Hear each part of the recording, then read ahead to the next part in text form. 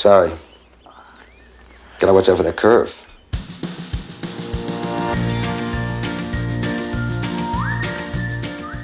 Hi there, and welcome to Baseball by Design. I am SportsLogos.net minor league baseball correspondent Paul Caputo, broadcasting live, as always, from the Sunday Helmet Hall of Fame in my basement in Fort Collins, Colorado. And I am Dan Simon, broadcasting from the Studio Simon headquarters in Louisville, Kentucky. Dan, at the time of this recording, we are just coming off what is arguably the greatest World Series of all time. I always hold up the 1991 Twins Braves as the greatest World Series of all time. But your Los Angeles Dodgers repeated in a thrilling, could have gone either way World Series with some amazing games and some amazing plays and some amazing moments. How you feeling? When we get to the World Series, as much as I am excited about, we finally are at the World Series, which is the greatest event in the world, at least to me, there's a feeling of I'm ecstatic, but also there's a bit of melancholy because I know that the World Series means as soon as it's over, there's no baseball for the next 5 months. And what do I do with myself? Yeah. But you asked how I was feeling. In this case, when the World Series ended, I was in such a state of euphoria that, and not because the Dodgers won, because actually I had predicted the Toronto Blue Jays in 7 before the game started. You can ask my wife. You were like 6 inches from being right. And well, that's actually something I want to talk about. But yes, I worked for the Dodgers for 6 seasons. I will always be part of the Dodger family. I root for the Dodgers, but I really didn't care who won the World Series. I just wanted to see a good World Series, and we got a great World Series, as you say, arguably the best ever. And I listen to a lot of baseball podcasts, and there's a lot of people on those podcasts saying it was the best ever. You mentioned the 1991 World Series.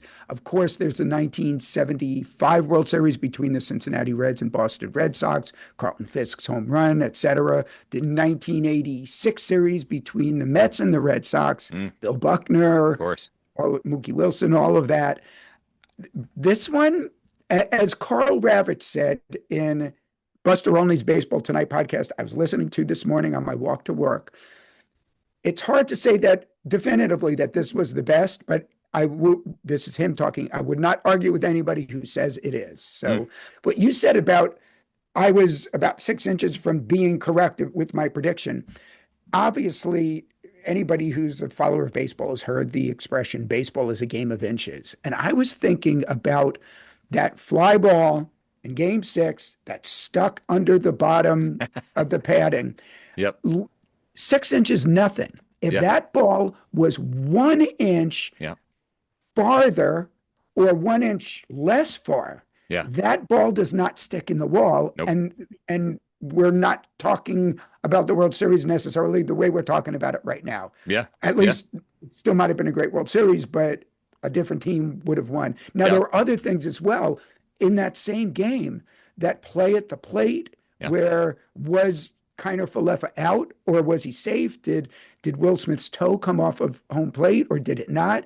Also, Kiner-Falefa is being castigated for not getting an adequate lead there. Yep. So think about this. He was out by not even an inch. He was out by, if he was out, because it's hard to tell if he actually was or wasn't. We're talking about a fraction of an inch. So if he had a lead of not another 2 or 3 feet, if he had a lead of 1 more inch, he would have been safe. These conversations are my absolute favorite. Like, I mean, it just makes baseball such an amazing sport to be able to talk about. Yeah, Pages crashing into Hernandez in left field and still holding on to that fly ball that would have won the game.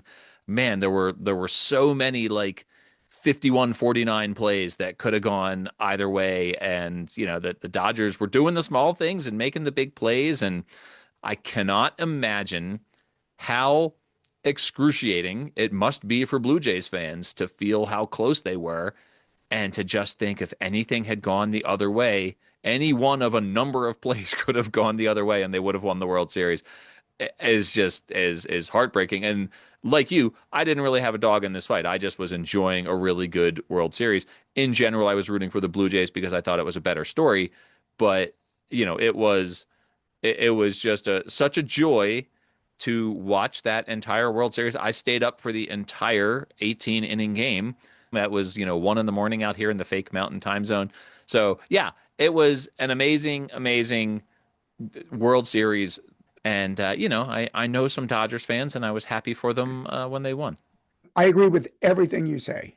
And so I don't want to belabor that, but I do want to talk about something the World Series did not have. It had a lot of fastballs. It had a lot of sliders and sweepers and sinkers. But you know what it didn't have a lot of? Curves. Oh, Dan, nicely done. Well, you know what this episode has? This What? episode has the curve of Altoona, Pennsylvania. Dan, well done. Well done. We're talking about the Altoona Curve, one of many railroad themed identities. We're going to be talking with the general manager of the team, Nate Bowen, and then we're going to be talking to Jason Klein of Brandiose. They created this brand. And then, of course, Dan, we're going to be back with you for a Studio Simon Stumper. And I am looking forward to being back for that stumper. So I'll see you in a bit. See you in a bit.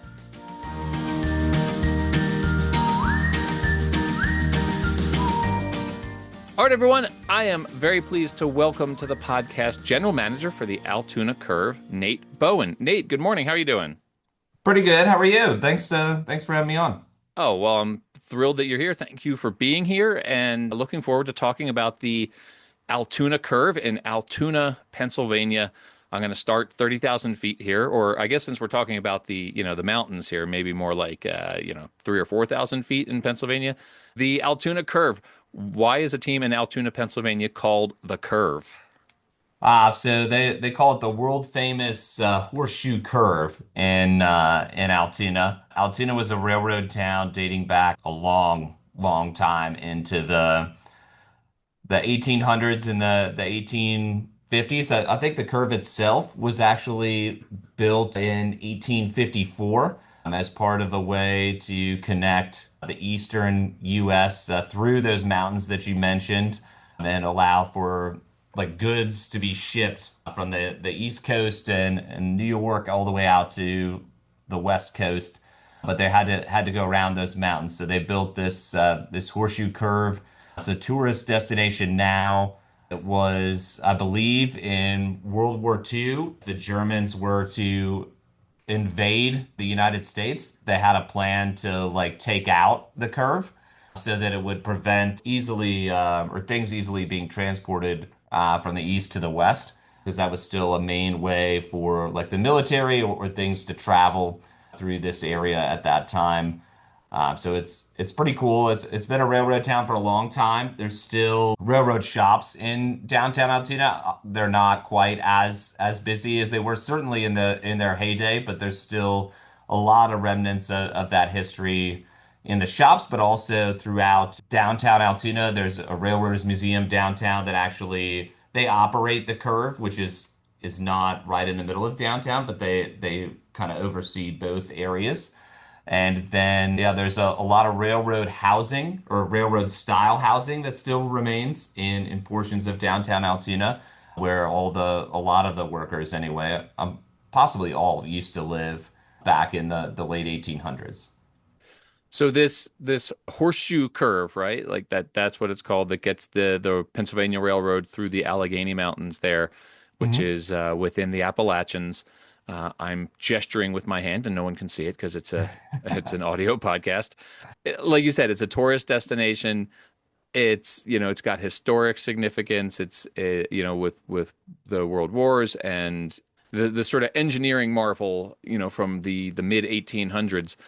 Have you been there? Are you still able to actually like ride the curve? Have you done this ride? I have been there when I first started in Altoona in 2013 as one of our radio broadcasters. So I believe the recording that is done for the tour on the train is still Mike Passanisi that now works for the San Francisco Giants. He recorded all the stuff for them that plays in the train on the tour. So that's just another tie between the curve and the curve, I guess, for lack of a better term. That's a fun connection. Absolutely. Yeah. That's so this team, it's the double A team. It's an affiliate of the Pittsburgh Pirates, has been around since 1999. You mentioned that you started with the team in 2013, which is 2 years after this change to the current logo that was designed by Brandiose. We'll talk to our friend Jason Klein later on in this episode. But it's been a quarter century now with this name that is based on this historical engineering marvel. How familiar is that curve if you live in and breathe and go to work every day in Altoona, Pennsylvania? How big a deal is that curve? It's still really big. They actually have when the actual park itself is closed, which usually happens like once it starts snowing a lot and over the winter you can't do a lot of the outdoor things, but they do have 24-hour like cameras that you can watch that a ton of people actually watch them online. People from Altoona that moved outside of the area or just railroad buffs in general. You can see the trains there. At one point, there was a family of bald eagles that were up there within range of one of those cameras that they were tracking Go Birds. as well. So it's definitely still really popular in Altoona and something that all the locals know about for sure and venture up there and check out the curve and the museum. Usually people do both at the same time when they're here. I mean, it's a little bit of a drive to get back and forth between the two, but it's cool how interconnected they are. And at the museum, they have different cars and different engines that they used to build at the shops in Altoona. So they have a little more room at the physical museum itself to display those in the middle of downtown than they do out on the actual curve. The logos that I think of, obviously, you have the character, the engineer character. You've got the keystone shape because obviously Pennsylvania is the keystone state with this slab serif sort of bold font. And then you have a sort of three-dimensional railroad track forming the letter C. A lot of fun branding there. Is there one mark that you think fans are particularly drawn to? Is there one element of the brand that stands out among the rest? I think fans are kind of like all of those. I in particular like the C logo that has the railroad on it, Sure. potentially the best, even though it's probably the one we use the least. But I think it's interesting that not a lot of people know if you just look at the logo in general, just I think it's like a mind trick, but the rails and the wood are actually like backwards. Oh. So the Oh. wood's on the outside and the rails are on the inside instead of the way the actual tracks exist. But like almost nobody sees it unless you actually like tell them it's a thing. I don't know if Yeah. it's it's got to be one of those like mind games where you just look at something and you Yeah. expect it to be a certain way and then it Right. just is Right. to Right. you. No, even if it's wrong, it's just that's just the way it is. I am looking. I'm on your team store right now. I'm looking at the Altoona Curve Canyon Caravan Cleanup. It's got that logo on it. And yeah, my mind is blown looking at that now. So this character, does the character have a name? Tenacious C is the character's name. So he's still around and comes out at games. The last maybe 4, 5 years, we've had one day a year where we do like historical day almost, where we have all the mascots back to the beginning. We use Steamer some, but he technically retired, but he's a K4 train engine, which is the actual engine that used to be built in the machine shops in Altoona. I Cool. believe there's only one left in the world that is currently being restored at the Railroads Museum in Altoona. Very cool. Very cool. It sounds like there's a lot of reasons to get to Altoona. I think I may need to bring this to the Baseball Palooza road trip guys here. There's if I'm a baseball fan, I'm coming to a game in Altoona and I'm going to the Stockyard. Is that the name of the store or is that the name of the ballpark? That's the name of the store. So Okay. we kept with the brand, like the railroad brand, Sure. Uh, throughout most of the stadium as well. So. So, and that's the Stockyard is the name of the store online here as well. And I've been having fun sort of noodling around in there. But if I come to a game in Altoona, what are the highlights of the ballpark? Is this railroad theme sort of interwoven at the ballpark itself? Yeah, so the railroad theme itself is interwoven into almost everything that we do with the different names of the areas at the stadium. We have a Rail Kings seating section, which is a team that played in Altoona for as an independent team in 96 and 97, I believe. We did a rebrand for them this past season, which was really cool. And there's a lot of history like tying the railroad in general to baseball because the workers when they weren't working on the railroad they were doing other things, so there's like a lot of some of them don't exist anymore, but historical places where Cricket Field used to be in downtown Altoona, and Babe Ruth and Satchel Paige played there as they were on a tour around the country, really not necessarily in a professional game per se, but they were touring the country and played in front of, depending on who you believe in Altoona. Some people will say like 200,000 people. Wow. I don't, I'm guessing it was probably like 20 or 30,000 people if I had to be, would be more historically accurate. But we also have a roller coaster that is behind the right field fence. So that's kind of a staple. There's not too many teams that have that. If you look at the actual stadium, you would think that the ball can get there. There have been a couple people be able to hit a ball out underneath the roller coaster, but it's a little bit of another one of those mind tricks. It's about 20 to 25 feet behind the actual wall until you get to the roller coaster itself. You mentioned the cricket field, and you all had an alternate identity that was sort of based on that cricket field. You played as the Blair County Crickets. And again, I'm seeing that shirt on the Stockyard online here, and I wrote a little article about it for sportslogos.net. What was the thinking in deciding to sort of celebrate this historic but hard to find information about cricket field? What was the thinking in sort of celebrating that cricket history in Altoona? Just to pay homage to the field for the most part, just because it's a well-known field, and we had a ton of people reach out to us about that. Our PA announcer, who's actually been the PA announcer for the Curve since 1999, hosts a couple radio shows in Altoona. I was on his show a couple times, and he was telling me about how his parents and grandparents used to take him out to different games that were happening at Cricket Field long before the Curve. So it's just cool. We tried a couple different things. We're trying to do the Real Kings rebrand as well this year, and that one into more of a total like historical reflection back on baseball in Altoona. Because without a lot of these other things, I'm not necessarily Cricket Field because that I think they stopped playing there in 1960. But Yeah. without the Rail Kings attempting to play here in like 96 and 97, or like giving people the idea that a team could exist in a market like Altoona, I'm not necessarily sure if the Curve would be here. It kind of laid the ground for us to be able to begin. I think construction started in 1998 on the current stadium that we're in. The nickname is an homage to that field, like you said, it was from 1870 to 1960 that it was around. You already said that. But the logo itself is a cricket wearing sort of an old-timey cricket hat. And this cricket's kind of adorable, right? Like, so it's I think when you look at it, you think like, oh, what do crickets have to do with Altoona, Pennsylvania? But obviously, it's the history of this field and this historic stadium. So that's a fun sort of twist on the visual alternate identity there. That must have been fairly popular, right? Like that's an adorable logo, and I would imagine that fans had fun with that.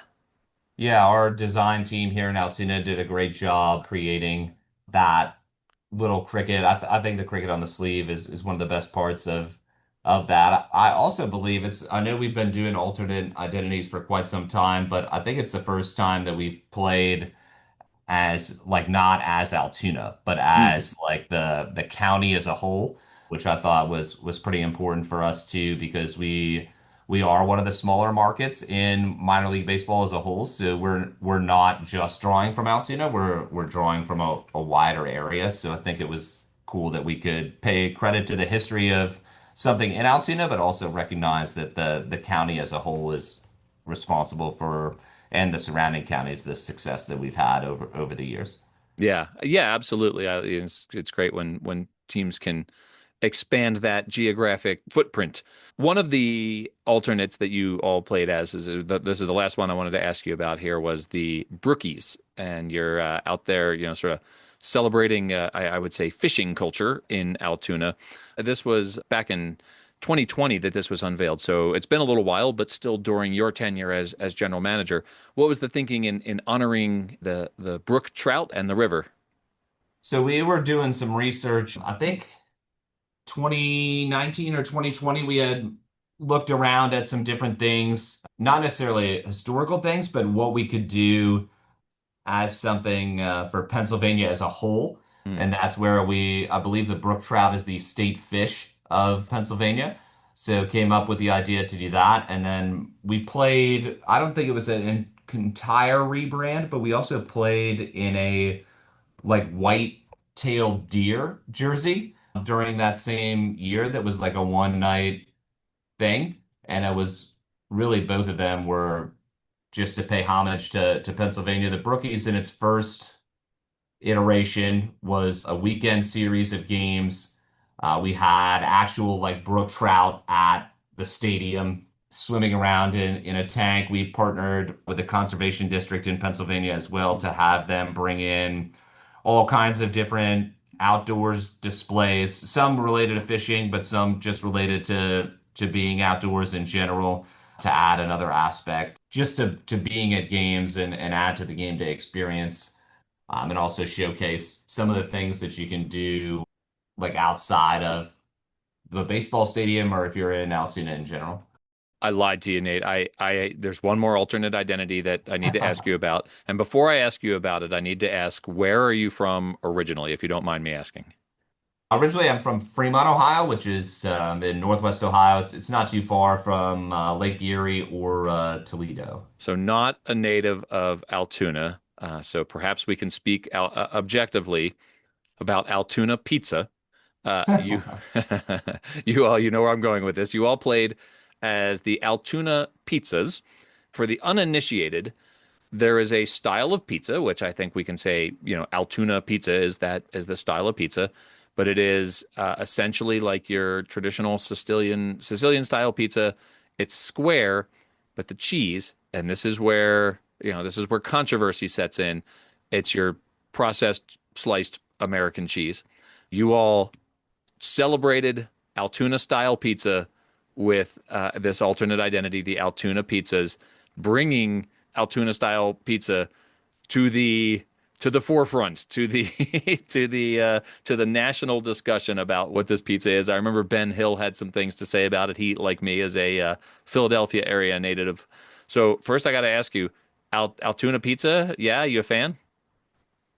I'm a fan of the jerseys and the rebrand, but not the pizza itself. We had a couple of videos that were out there on social media where some of the players tried it. I think we had four or five of them that tried it, but outside of the area, I don't think there's a ton of people that are a fan of it. So it's kind of cool to see, and it was really I want to say maybe even back to like 2015 or 2016, someone posted it on social media, and it just kind of took off as like, why would you ever even think to do this type of thing? Yeah. So it was something we kicked around doing for a while, but it was really popular to put together and a lot of fun for the team. Really enjoyed like playing in them, and I think part of that is some of the different things we've done with jerseys and rebrands. A lot of it's history or some type of thing that's tied to Altoona. Yeah. I think it helps to educate fans not from Altoona, or maybe even some that are from Altoona, about different things that happened here historically, or different things that you can do inside Altoona or inside of Pennsylvania, just in general, to get more people not only to come to the ballpark, but just to come visit us in Altoona in general. Looking at the article that I wrote in 2023, I said that Altoona style pizza features a thick crust with tomato sauce, bell peppers, salami, and either Velveeta or yellow American cheese. Probably the least Italian pizza you could think of, but you guys nonetheless did an Italian flag themed hat with the tritone hat with the red brim, the white front, and the green back. So it's I hope the Italian community in Altoona was okay with that. But I obviously I'm joking. I'm not trying to yuck anyone's yum if you're a fan of Altoona style pizza, but it's definitely a fun rebrand, definitely a fun. And look, who am I to talk? I grew up in Philly. I eat scrapple. We all have our things, but Altoona style pizza, that's a really fun brand. Will people in Altoona, will they defend it? Will they say, how dare you, come at Altoona style pizza, or do they know how it's perceived out there in the world? I think it's probably 50-50, similar to what the internet world has said, maybe even less than 50-50. It is tough to find in Altoona. You can Oh, find it at like I think there's maybe 3 or 4 restaurants that still sell it, but there's not it's not like every single place you go into has Altoona style pizza, but right. it's a debate for sure that I think most people are on the national side of not liking it. I will say that the hotel, the Altoona Hotel, where it was invented in the 60s, 70s, it burned down in 2013. So I don't know if that's foul play, if that was someone took it out because in defense of pizza. But Nate, this is a ton of fun. I really do appreciate it. Where, if people want to buy themselves a Altoona pizza cap or a Blair County Crickets T-shirt or an inverted Railroad C cap. Where can people go to find the stockyard and check out all the merch? You can check it out on our website on altoonacurve.com.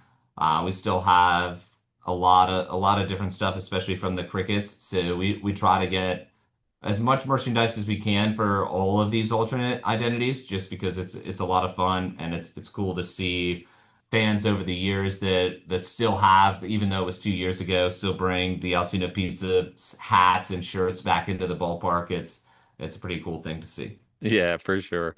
Well, I think I may have to pick up the Altoona Curve dad hat with the Keystone and the big block A on it. I kind of like that one. I think that's where I'll go. I see that here on the store. I always say this, these doing this podcast is dangerous for my wallet because I just want gear from all the teams that I talk about. So, Nate, how about the team on social media, and do you have any personal accounts that you wanted to promote?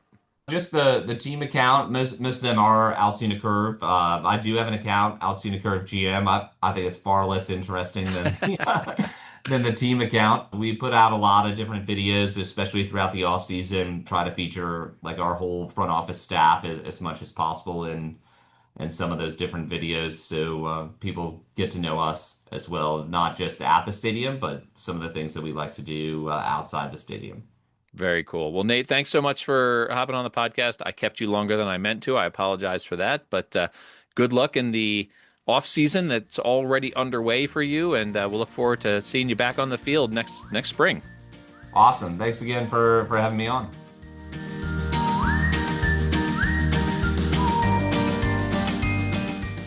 All right, everyone, welcome back to the podcast. It's Jason Klein from Brandiose. Jason, Yeah, how are you? It's so good to see you again. it's fantastic to be back. You guys have been so busy with the Clink Room. Someday we're going to talk about that together. Yeah. Right now, we're talking about a brand from way back, several lifetimes ago. 2011, you guys worked on this. My native Pennsylvania, the Keystone State. You've got this great railroad character. This Yeah. brand is based on the fact that there's the hairpin turn there in the Allegheny Mountains, an engineering marvel. What were, pardon the pun, the key considerations in this Altoona Curve brand? Yeah, well, one of those, I'll start with the key that, the Keystone was a silhouette that we had not seen. And I know someone's gonna weigh in, but I don't recollect there being a primary like Keystone mark. I'm just trying to think like Phillies and, Pirates, but anyways, so we decided to like embrace it. And the other thing too is, obviously our big thing is we feel like it's a disservice to work on a brand that we haven't spent time on in the community. So we went to Altoona, went to the Horseshoe Curve, and it's amazing. You sit and the trains go like literally like 360 around you, and it's really terrifying tight curve. It's the tightest radius I think of any train in North America. Yeah. So, that was obviously going to be part of it, updating the colors a little bit to more, rustic, and they had an artist, Bill Bellamy, I think his name was. He was a character artist who was on the creative staff there, and did comics, and Oh. his comics were everywhere. And a lot of the engineer was devoted to the character style of him as an artist at the time. So it was sort of a sports logo does the comic book style that he was doing. So yeah, that was a way to sort of tie it all together. But I mean, the biggest part of it was Al the tuna, which Casey and I were sitting there on the stands. Guy gets a base hit. On the video board, there's like a Sasquatch photo of Al the tuna, and people start like roaring. And then all of a sudden, another base hit. And once they get the guy in second, there's like it's like Wayne's World, and they're playing the scene from Bohemian Rhapsody, and they blue screened Al the tuna in it, and the fans are going wild. And by the time that the player gets to third and another base hit, bases are loaded. On the video board, it's like shouting at you, like, who wants Altoona? Who wants an Altoona? And the sides retired right after the bases were loaded. And there was this like collective groan, like, oh, like we're not going to be able to see the mascot. Like, no, the bases were loaded. Nobody cared about the players. They just wanted to see the character come out. And Al the tuna is like Mr. Celery. It's a rally mascot. Yeah. You can't hug it. You can't take photos with it. It's like a guy in a lawn chair behind the outfield wall smoking a cigarette. He's like, all right, bases loaded. Gotta get it in the costume. But man, when that character came out, people lost their minds, and we saw in the dugout the players had rally hats on. Yeah, and so Casey and I had this idea to create the very first on-field rally cap in baseball history. Yeah. And so we worked with New Era to source the fabric that looked like the costume. So basically when you reverse the curve hat, there's two giant fish eyes that show up. Yeah, so when the bases are loaded, everybody in the stands, you have to get your rally hat, you turn it inside out. And that was a super fun project. I'm glad we got to do that. This is I have the picture up on my screen of it right now, and it's it just like the hairpin turn in the mountains there was an engineering marvel. This hat is an engineering marvel. Well played. Yeah, it is. It's really great, and it looks reversed, right? Because you've got like the black, the striping where the seam is. It looks like an inside out hat. Yeah, you want to keep it. You want it to read that way. But part of it is functionality, like the way that the seams worked with New Era. Yeah. But the other one was from a distance, you want it to read as this is a rally cap. It is bright, like satin fabric orange, and this is not like a curve thing. It was a great. I mean, Casey came up with it. It was a great idea. I love it. It is pretty great. I have to say that one of the first times I went to the Wilmington Blue Rocks, it was shortly after they had introduced their Mr. Celery character. Yeah. And sure enough, I was telling everyone. I was telling the kids. I was telling my like, okay, when the Blue Rocks score, Mr. Celery is going to come out and celebrate. And sure enough, they got shut out 1-0. We never got to see Mr. Celery that night. So this is it. It's like and there should be more teams. Listen, if you're out there listening to this, more teams need rally mascots. Right. I think the only thing close we have is maybe Bernie Brewer in Milwaukee, although you probably take pictures with. But like, this is the idea. Like when this happens, we score, this character comes out and people become fanatics. I mean, the Celery Squad, of like University of Delaware students who are, bring their like stalks of celery to beat together to summon Mr. Celery. Like they don't care if the team scores. We have told the story on this podcast before of how my mom once snuck celery into a Blue Rocks game on Mr. Celery night without knowing that it was Mr. Celery night. She just brought celery because she wanted to eat something that wasn't ballpark food. So it was totally by happenstance that she had celery. Of course, we're not talking about the Blue Rocks. We're talking about the Curve here. That's right. One of my favorite logos that you guys did here was how you took the hairpin turn. Yep. You took a railroad track. Yep. You formed it into a C, which accomplishes two things. It forms the letter C for curve, but it also reflects this like hairpin turn. Did Right. you guys actually take the train on that thing? Did you go try it out? No, no, no. We just we drove out there. We sat in the center. Yeah, we had it like do a loop around us. It was Yeah. wild. It's wild. It's cool. Yeah. If you're ever like around, you're passing through, trains come by pretty frequently. It's like an Americana type thing to do. It's very intense because it's a lot of horsepower like rumbling by you and That is something as a Pennsylvania native and someone who gets back there all the time, I think I am going to have to check this out. You But haven't this, been? I've never been to see Ah, this hairpin turf. No, I know it's a historical. It was super important in like the history of like World War II, I want to say. And yeah, it's just yeah. I've never gotten to Altoona. Maybe I'm repelled by that thing that they call pizza up there. I'm not sure. Did you Shots guys have fired. the like the white bread American cheese ketchup pizza that they have there? Yes. They, Yes. they have a really atrocious thing that they call pizza up there. It's an Listen, abomination. listen. Yeah. Different strokes for different folks. It's true. I don't want to badmouth our friends in Altoona. One last question about the curve here for you, Jason, is Yeah. this font that you use. You got a bold slab serif. You've got the A inside the keystone in one of the alternate logos, and then it has this very Like just sort of riveted. like architectural, building block sort of feeling about it. Was that based on something from the railroad, or did you guys conjure that from the Yeah, depths of your imagination? the K-12 locomotive was one of the most famous locomotives in Pennsylvania Railroad history. And so there was a lot of like, okay, how do we incorporate some of the stuff, like some of the steel placement, lettering styles. Yeah, that was really what we're trying to do. And have at the time they were a Pirates affiliate, so like, a little bit of pirate vibe to it. Yeah, that was kind of what we were thinking. Very cool. Well, it's a fun brand. I really appreciate you dredging the banks of the memory. I don't know what metaphor I'm going for there, Jason, but I appreciate you digging out these memories, talking about this brand. And hey, as always, brandiose.com at brandiose on all the socials.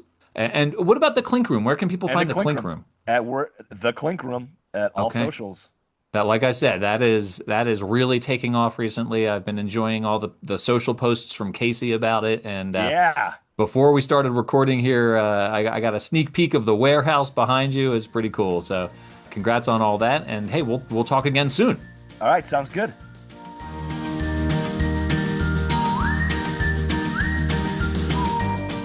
All right, everyone, welcome back. Hey, it's my good friend Dan Simon of the prolific design firm Studio Simon in Louisville, Kentucky. Dan, welcome back. You have a stumper for us related to all of this train talk, mountain talk, engineering talk, railroad talk. Who knows what it's going to be? I never do. You always surprise me. Let's get into our Studio Simon stumper. Let's do it. Obviously, you mentioned railroads. Railroads are a means of transportation. Mm. And in the minor leagues, both affiliated and independent, there are names of teams that are in the category of a number of means of transportation. Do you want to name some of them? Are we asking me about transportation themed teams, or what are the industries? The industries or The the industries. means of transportation. Definitely have automotive, teams like the 66ers and the Bowling Green Hot Rods. You got, some alternates like the Lowriders. So, you've got aviation, railroad. Do we have any boats out there? There may be some boat themed teams like the Stockton Ports, who we may talk Right. about The at some Lake point. County captains, even though it's a captain, so Right, it's right, right. a captain, he's a captain of a boat, Yeah. Two different teams called the Motor Boaters. right? Yeah.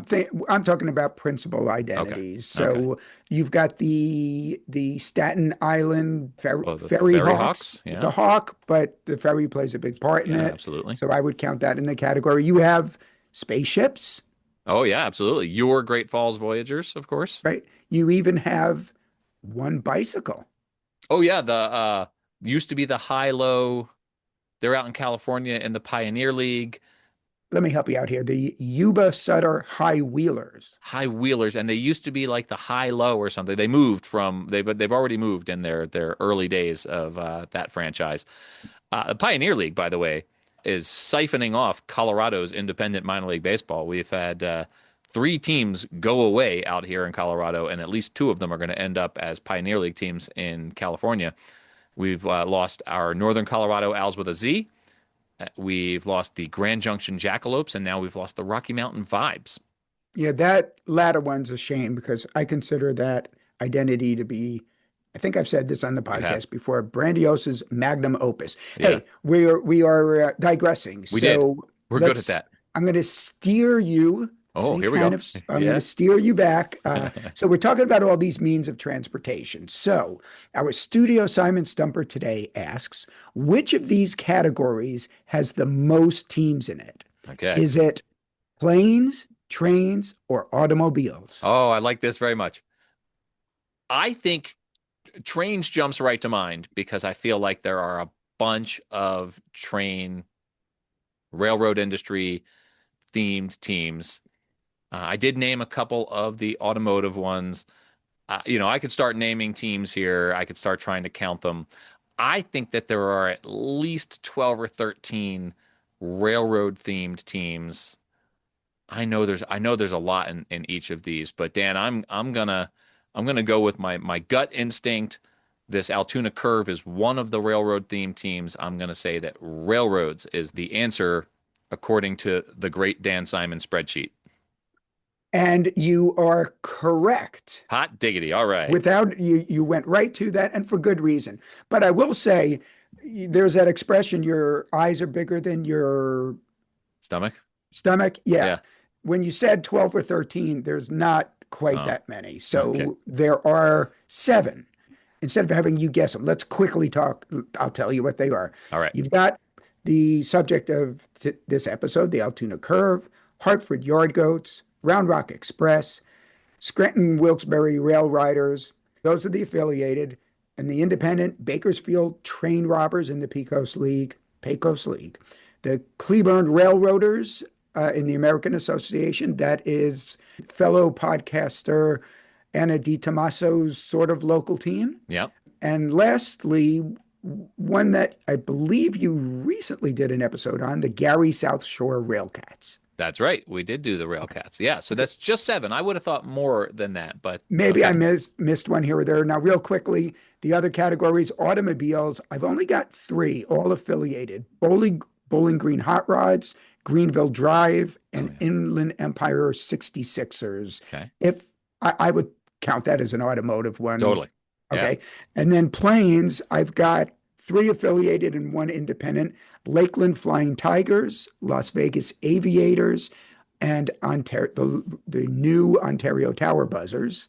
Those are the affiliated, and the independent are the Hagerstown Flying Boxcars. So there you have it. I love the Dan Simon's great spreadsheet more and more. I know it's not a spreadsheet. I know you did it in Illustrator, but it still feels like a spreadsheet to me. I want it to be a spreadsheet so we can start sorting these in all sorts of different ways. We're going to talk more about the spreadsheet in another episode around the holidays. But in the meantime, Dan, this was a terrific Studio Simon Stumper. I liked it very much. If I had known there were only 7 railroad-themed logos, I may have guessed aviation instead of railroad. So I'm glad I didn't know that number right off the bat. So aviation at least was second with 4. There is a railroad identity in the Appalachian League, with all those teams having to rename themselves after getting cut out of minor league baseball. But off the top of my head, I can't think of which one it is. I just know there is one that's rail themed. The Ridge Runners. Is that rail themed? Yeah, because it's named after a little tiny, like 1 mile loop of a like tourist train that exists up there. I don't have any of this in front of me, so I hope I'm not getting it wrong on a podcast that we'll be publishing for all to consume. But I'm pretty sure it is something like the Bluefield Ridge Runners. Okay. Yeah. I will take your word for it. Dan, thanks very much. This was a fun one. We'll see you next week. See you next week, my friend Paul. Bye.